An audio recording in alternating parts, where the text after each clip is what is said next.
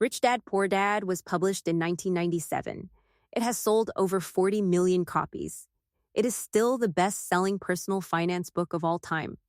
But here is a fair question.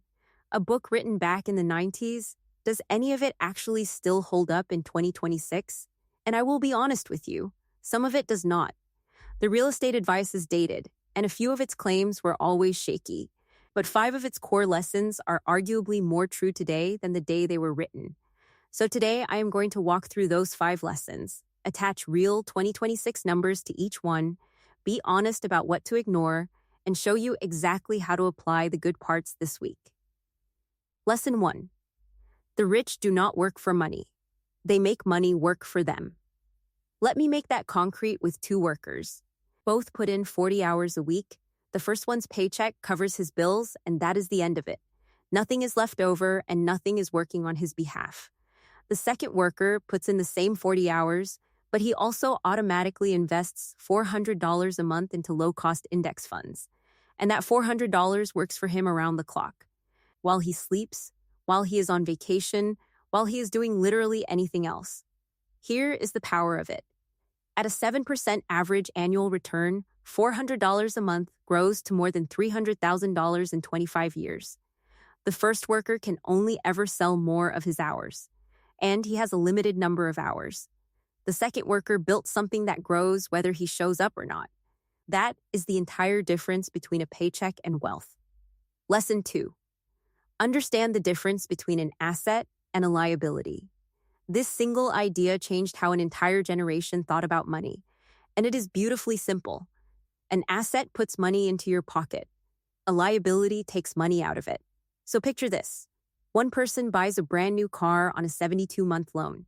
Every month, $450 leaves his account for 6 years. That car is a liability. Another person takes a similar amount and buys index funds. Every quarter, dividends come back to him. That is an asset.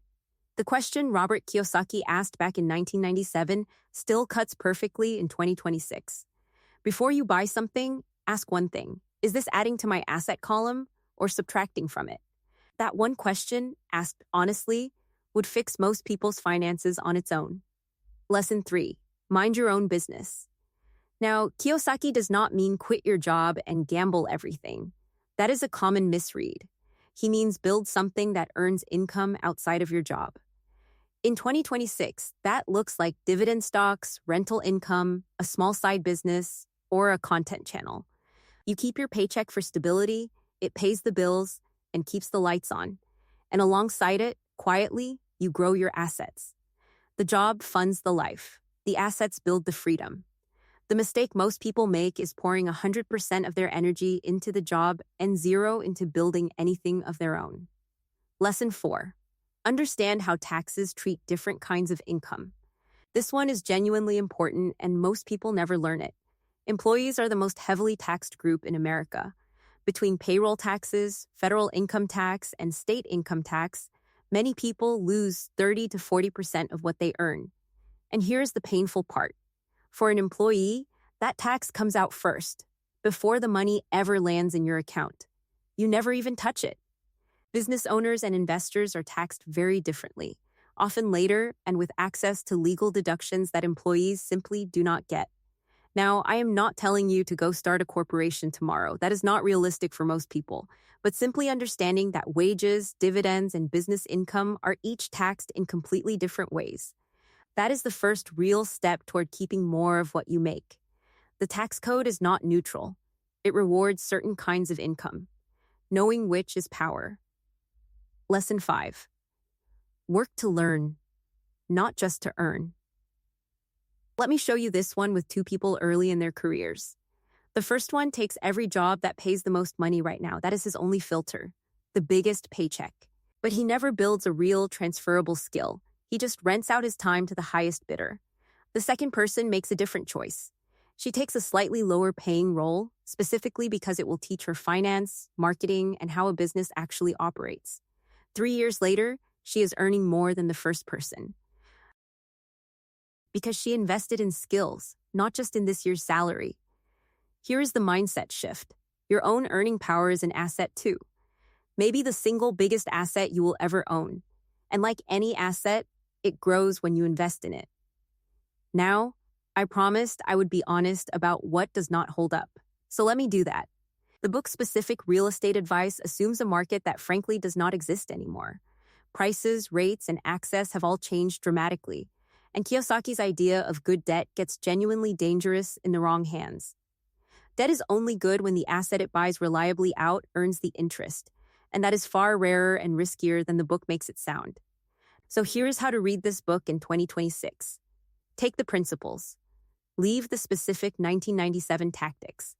Because the core idea that financial education beats a bigger salary has only become more true with time.